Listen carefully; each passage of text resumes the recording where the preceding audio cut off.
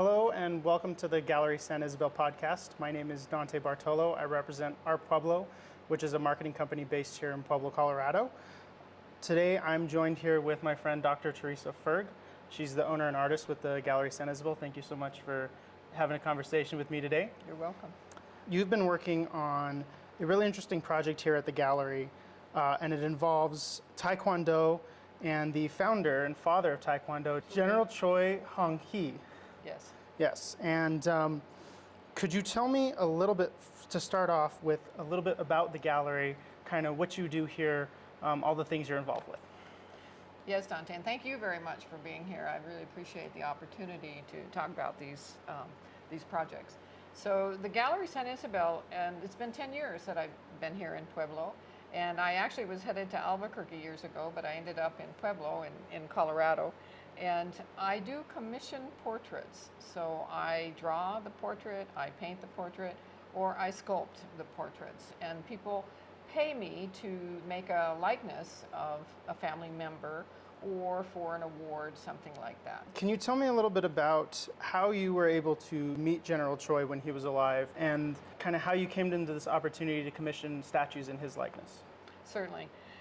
Years ago in the 90s, my son started in Taekwondo as a white belt, and so eventually I would go out to the classes and meet some of the folks there, and they began to understand that I did this kind of work. And so for about 10, 12 years, I did a lot of commission work for the Taekwondo organization, actually the particular group, the headquarters here in Colorado, and in Broomfield, Colorado. And I was commissioned by Grandmaster Charles E. Seraph to make some artworks of himself.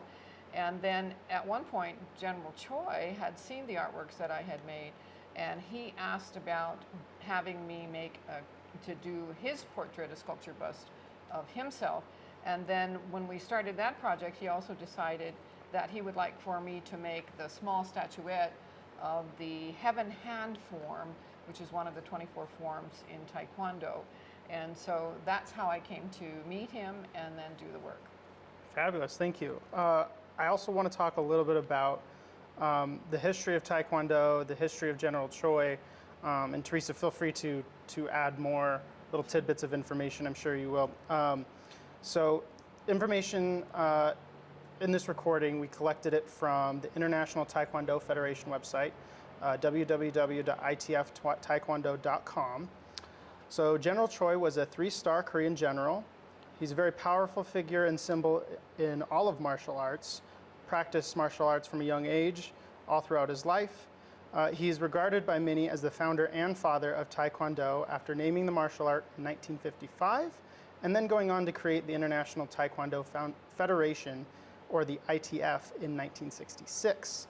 For the rest of his life, he educated people on the martial art by organizing events and stationing Taekwondo instructors all around the world. In 1974, he organized the first Taekwondo World Championship. From the time he started spreading the word, teaching, performing demonstrations, and organizing joint efforts sprawling across the globe to introduce Taekwondo, to the time he died in 2002, General Choi did everything he could to bring the technique to as many people as possible. And we were just talking before this, he wanted to spread it to not only spread it to as many people as possible, but did not want to discriminate on who would be able to learn Taekwondo, regardless of their political affiliations, regardless of race, religion, anything. He just wanted them to be able to learn it, and he wanted to spread it far and wide. He was really determined to bring a globalization awareness of the martial art Taekwondo, because he felt that by doing Taekwondo, by following the moral code, the tenets that he set up, that it would give people a chance, a way in which they could learn from each other, even though they were very different and maybe had a lot of situations where they wouldn't, under a normal circumstance, meet one another. Mm-hmm. And he really felt that Taekwondo would give the human beings, the world population, a manner in which that they can cooperate and learn from one another. Theresa, could you tell me about the year you met General Choi and some of the interactions you had with him? Well, I actually met General Choi a couple times, and it was in the early '90s, and it was determined once he had seen the artwork again that I had done of Grandmaster Charles E. Seraph, that he wanted me he commissioned me to make his sculpture bust, a life-size sculpture bust, but I also made it a heroic sculpture bust, so it's a little bit larger than natural life-size. To do these commissioned portraits, it's quite an involvement, and the first thing that I do is work with one of my photographers, and so General Choi had come over, and he actually was in Lakewood, Colorado in the early '90s to do a conference of about 500 Taekwondo students from all over the western part of the United States. Mm-hmm. And so the photographer and I, we were working during that conference, and then it was set up after the conference for me to directly meet General Choi and then do some measurements that I need. And it was very interesting because I don't know how many times he had been to the United States before in that particular region, but many people were there to meet him for the first time. It took a while for him to finish talking with the people that had come that had never met him, and there were very many dignitaries that were there within the Taekwondo organization. So I didn't get the allotted time I was supposed to get to do some measurements of him for the sculpture. And when he did come in, there was not too much time left, and he said to me, he said, "Is this correct?" And I said, "No, sir. I normally get more time to do a series of measurements. I usually need about 30 to 40 and some photos." And of course, the photographer was taking pictures of him all the way around. And he looked at Grandmaster Seraph and he said, "Then I come back." And so we arranged for another couple settings just to get the information to begin the portraiture itself. So when we met again, then I was able to work. I actually had the photographs from that conference, and I laid them all out on the floor. I had a lot of photographs to work from, I usually do, and I could see right away that there was two major General Chois. There was the cranky general and the happy general. And I did not know which general that I was really going to sculpt. And I thought, well, I'll have to find out once I start the settings. The settings for the process that I was taught as the Italian style of portraiture on a fixed armature is that I have a sitter that comes and actually interacts, like we're interacting, and yet we're being photographed by a photographer. And so the photographer is doing that while we're talking.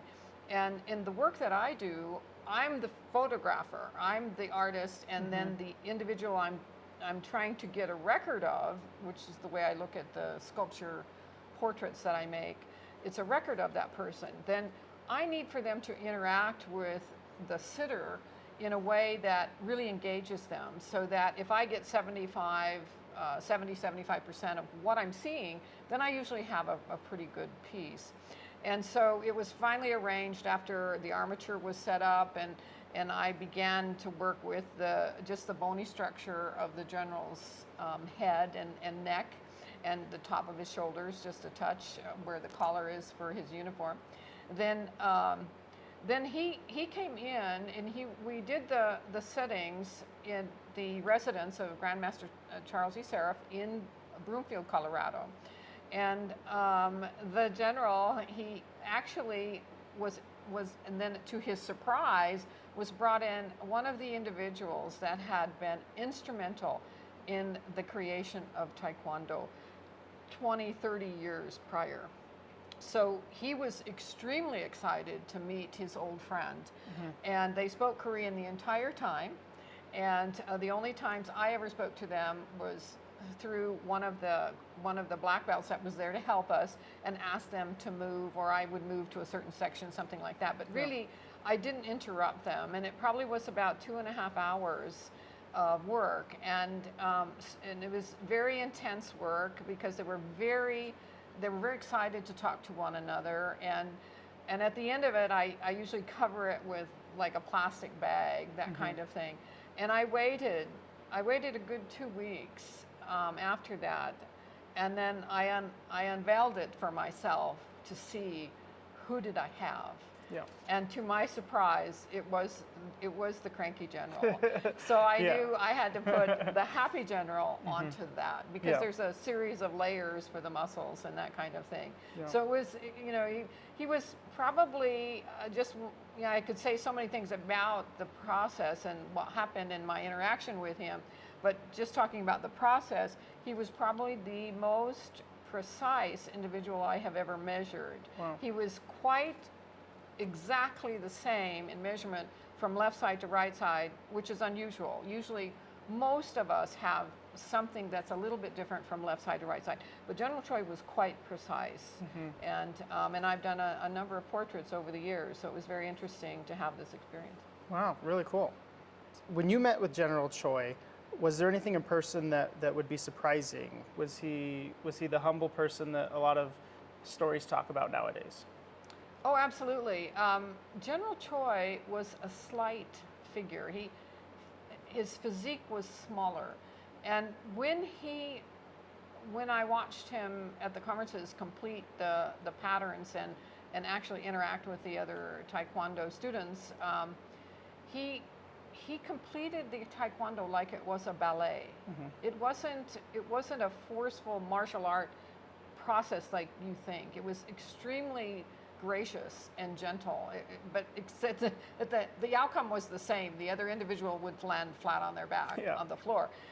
So that was very surprising to me. His English was a little broken.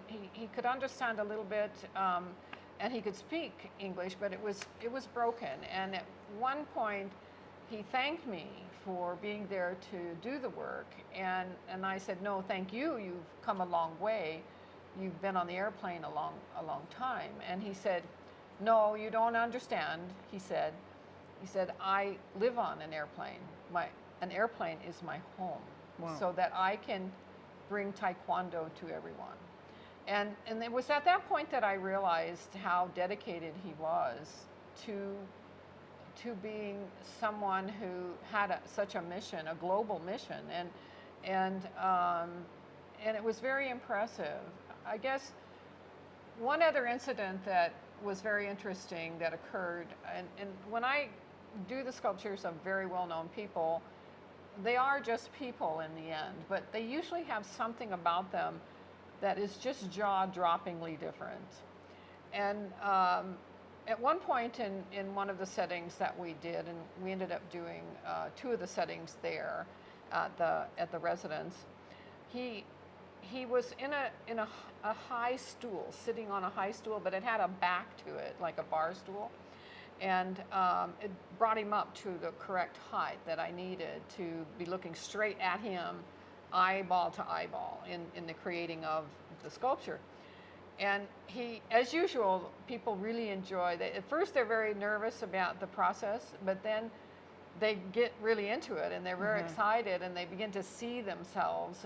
And so in this particular setting, I needed some more information about certain parts. So I had him in that chair, in that stool, and I was coming around to look at the different parts. And he was very excited when we started. We had taken a break, and he came back, and he literally leapt into the stool. He jumped up to it, and he turned to sit himself down, but he did it with too much excitement, and he fell backwards into the horror of the 2 security guards standing on either side of him, and the major dignitaries that were there observing. He fell right over and hit back, and he did an amazing thing. He rolled himself out of it in like a backflip, and he stood up, and it was like he was doing a position in Taekwondo, and just stood there for a minute, and he closed his eyes for about 3 seconds. And when he opened his eyes, the incident had never occurred. Now, I don't know how to explain it other than that. It was the most amazing he clearly had such a strong mind. It just didn't occur. And so we went on with everything, and it never occurred. It was quite, Wow. it never bothered him a bit, because he just blocked it right out. So the last time that I met General Choi was at a big unveiling of the very large 1.5 statue of Grandmaster Charles E. Seraph. And there was a conference there, a world conference for Taekwondo, the ITF Taekwondo in Broomfield, Colorado. And so at the time that I had sculpted General Choi, he was about to mid-70s. He requested that the sculpture be done of when he was 55, because I can change the age accordingly to the individual who's requesting the commission. And then he did die. So that was the last time I saw him, in about the 90s, middle to late 90s, and then he died in 2002. He actually wanted to be buried in Korea, and again, he passed away. I think it was stomach cancer. I didn't ask, and I didn't know a lot of the history until later, but I certainly got the sense of being being around Taekwondo all those 10 years or so with the Grandmaster Seraph, and of course it was communicated that it was the general's purpose to bring Taekwondo to the world, and that was reiterated by Dr. Vitale, and so it was very clear to me that there wasn't just a purpose of martial art, that there was this incredibly important message that he felt humans are very cooperative naturally, and we just needed to have a venue. One venue would be Taekwondo.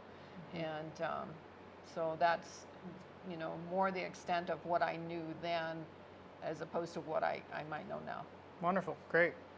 Can you tell me also about your experience as an artist, your commission work, kind of all the different things you get to do?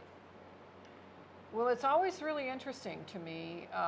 People that I had the opportunity to sculpt over the years have been really very interesting people. And in some cases, it's because the family is they're just so honored for that person to be in their family that they want the portrait done. Mm-hmm. And sometimes, if I see someone or meet someone that I feel is timeless, I could probably expound on that. Timeless meaning that once the art is done, that it will always be interesting to a majority of the people. Mm-hmm. And so sometimes that'll happen, and I'll request to do the portrait of someone. That has happened over the years. Or if someone has lost a family member, then as a pro bono situation, I will do the portrait to help them in some small way to help them with the sadness of that loss. Absolutely. Because it's a gift. It's a gift that I have to be able to see things three-dimensionally and be able to record it, whether it's the drawing, whether it's oil painting, or sculptures. Okay. So you were also commissioned to do another piece of General Choi. Can you tell me more about that piece? Yes. And that piece he thought of while we were doing the sculpture bust of him. He came to, I think, the realization that he had the opportunity to ask for that, and that it was something that he wanted. And now, what he asked for was himself as a statuette piece. So it's about 14 inches tall, and he's doing one of the 24 forms, and it's the form called Heaven Hand. And it was based on, the story of it was based on a mythological Korean warrior who they weren't certain if the battle should occur, but he went up on top of the hill, and then he put his hands up, and he made this kind of a symbol above his head. And if the sun rose and went through there at a particular time, then he said, we're going to go ahead and do the battle. And so it occurred. The battle occurred and they won. So General Choi he didn't try to do it, he created patterns and these forms that were very specific to Korean history, modern history, or mythologies for the country.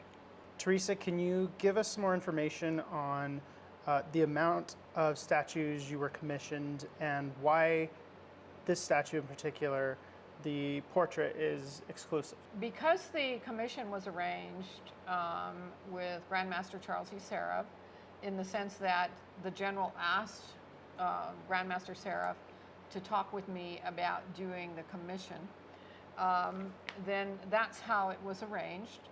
And then the commission itself, you always determine a limited edition sculpture, which is the type of genre that this is. It's commissioned sculptures, and they have a limited edition number, and that number is usually determined on the market that it would bear to sell this particular object.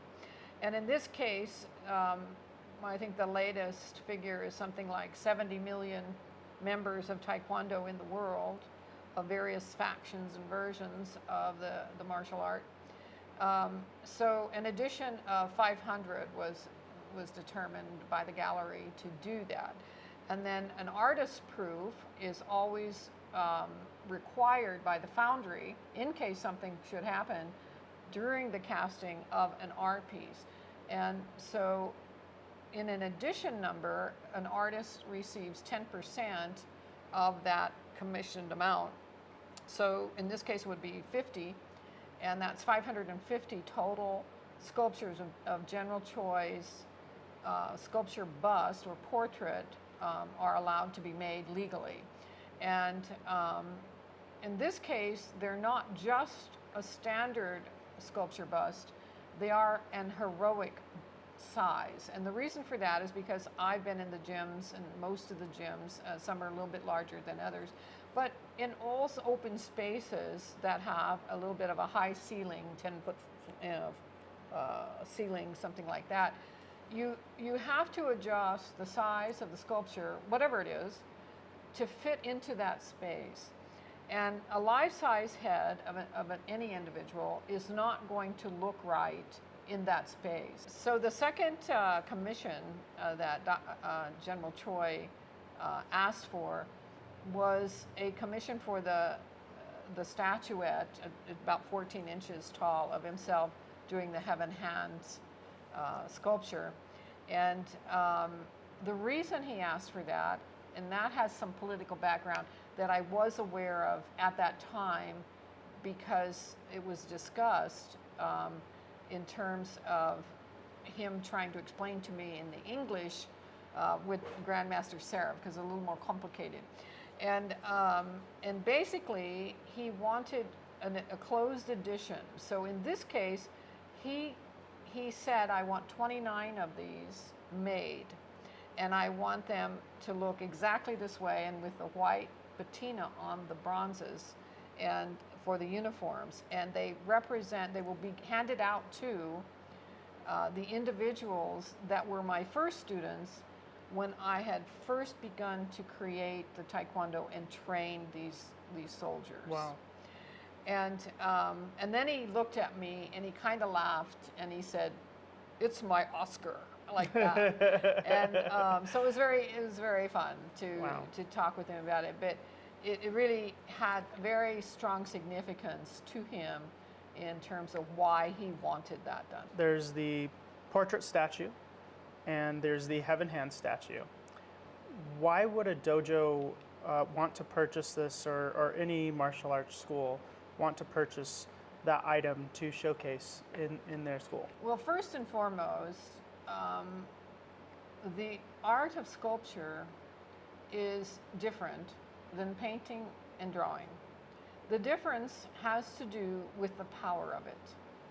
So when you get to larger life-size artworks, it has a very powerful effect on people. So to recreate General Choi in that gym, you need that sculpture. You could have a photograph of him, but it doesn't at all feel the same. And I think that it's very important for the students today, the newer students today, to understand that absolutely, and again, I'm drawing from the source of Dr. George Vitale, that General Choi was solely responsible for the world to receive Taekwondo, for the world to connect to the moral guide that he felt was absolutely crucial, and the cooperative nature of the importance of learning Taekwondo and working with others from other countries to promote, literally promote peace in the world. And I think that having the artworks in the gym where they can go up and actually touch the bronzes and feel the power of it is way more powerful and purposeful than just a drawing or a painting would do, or a photograph. Hello, I'm here with Laura with Pueblo West Martial Arts. Laura, could you please tell me about your experience in martial arts, especially when it comes to Taekwondo? My experience started in 2006, and I continued on until about 2013 when I got my black belt. And I started off, I just went immediate to first degree black belt, and I was the first female adult black belt in our school in over 20 years. So I got my black belt at 45, and then I stopped. So we practiced mostly through that time as a student. We practiced WTF style Taekwondo. We did boxing, and we did some groundwork, some judo and jiu-jitsu style. So this way we do all three levels of fighting. And so we have distance fighting, which is Taekwondo. We have clinch fighting, which is boxing. And then we have ground, of course, which is obviously where you land. So about 90% of confrontations, if they extend past a certain window of time, which is like 30 some odd seconds, I think it's something like that, they land on the ground. And so when our students are confronted, if they do land on the ground, they need to know how to handle themselves. So if we just kick, punch, kick, punch, kick, punch, then if somebody gets in, too close, somebody might panic, step back. Or, if you land on the ground, you might panic and you don't know what to do. So we teach all three levels, and I learned all three levels. So we have 11 charts that we work with. And so I had, the only thing we don't do is weapons, but we learned all 11, and then we formally compete as well. So I personally have never, but all of my students, that is a requirement that they need to have in order to obtain a black belt. Awesome. So, great. Yeah. What are the ages you teach here? I have little ninjas. Ninjas starts at 4 years old, goes to 6. And we practice just like the super duper basics, the stances, the punches, how to make a fist.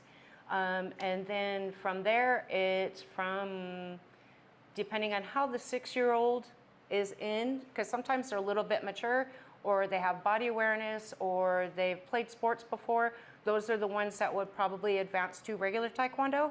And then we go from 6 to adult. Awesome. Fabulous. Yes. Can you tell me a little bit about how students are impacted kind of when they first come into your classes, and kind of whether they go on and leave or they continue classes? Can you talk a little bit about that impact or that growth?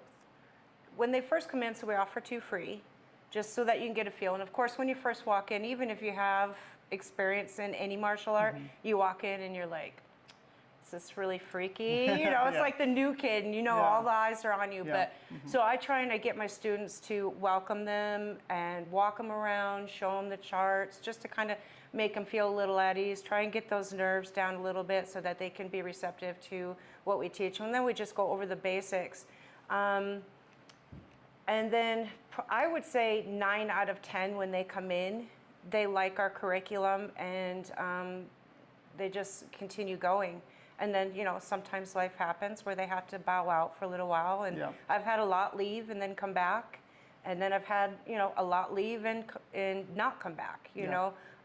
But most times I've even kids that are most stoic. Yeah. This most recent one I had come in, she came in, she had a straight face, and I could not read whether she was enjoying what she was doing or not. And she came from an MMA school, I don't know which one, but, and she was doing MMA for a year.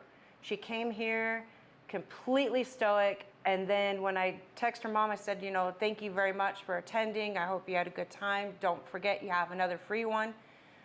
Her mom replied back, that's all she could talk about on her way home. Wow. So I'm like, wow, that was great. That's That great. was great, yeah. So it just kind of, you know, sometimes people just do it seasonally, Yeah. you know, in between sports or whatever, and that's fine.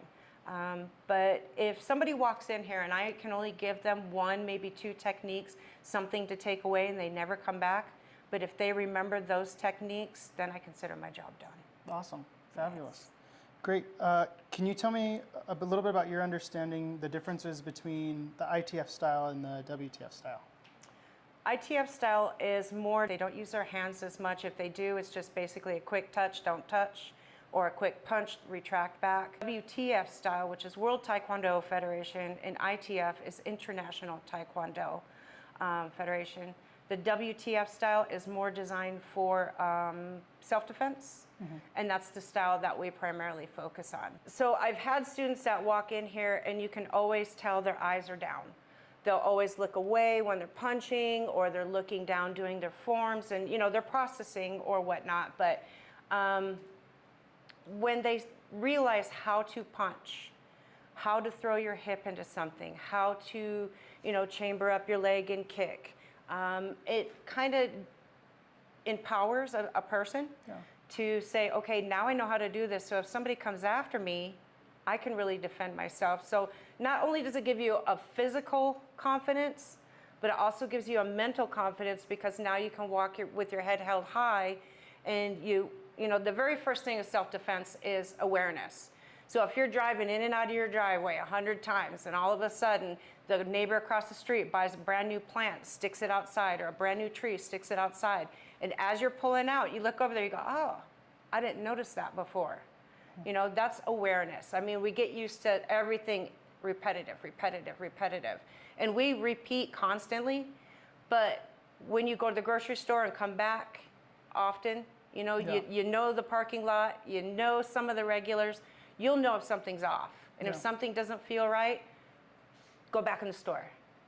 You know, or especially for a female, ask for an escort. If it doesn't feel right, don't just go, I'm probably just feeling weird, you know, because your gut tells you something, you know, so follow that gut instinct. And that is my very, very first rule, is awareness.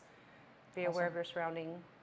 Now, I know we talked a little bit about like the core values, but can you tell us kind of your slogan, maybe some values you teach, whether they're implicit or explicit in what you're teaching the technique? Cool. So our slogan is honor, courage, discipline. So you honor your parents, you honor your country, you honor, you know, God, you honor school superiors, you know, regardless of whether you like them or not. You know, some people, we can't like everybody we meet, but, you know, at least honor them in one way or another. Courage, the courage to step on the mat is the very first thing. So, you know, to make that phone call, to come in, to kick your shoes off, to get into an environment that you're not, or anything that you're afraid to do. You know, board breaks. People are very afraid of board breaks, but once you make it through, it feels good, and you want to do another one. It becomes so, to, you know, just get past that courage to do it. For sure. Is a big deal. And then, of course, respect. Absolutely. You know, respect is a big deal to everyone. Everyone. Great. So, yeah, we do that with each other. We do that at home. I always, especially ninjas, I try to push those, you know. The courage issue with ninjas really isn't a big deal because they're so young. They're just, you know, they're carefree. So, you know, but the respect and the honor is a pretty big deal, and I like to push that on the ninjas and try and instill that while they're young, so that way as they go. I've never met a martial artist that was disrespectful. Can you tell us how people can get a hold of you, how they can sign up for classes, learn more information? You can give us a call We also have a website, pueblowestmartialarts.com. Give us a call, give us a text. We're on Facebook, and you can Google us. We're all over. I mean, we're all over Google. Great. So yeah. Awesome.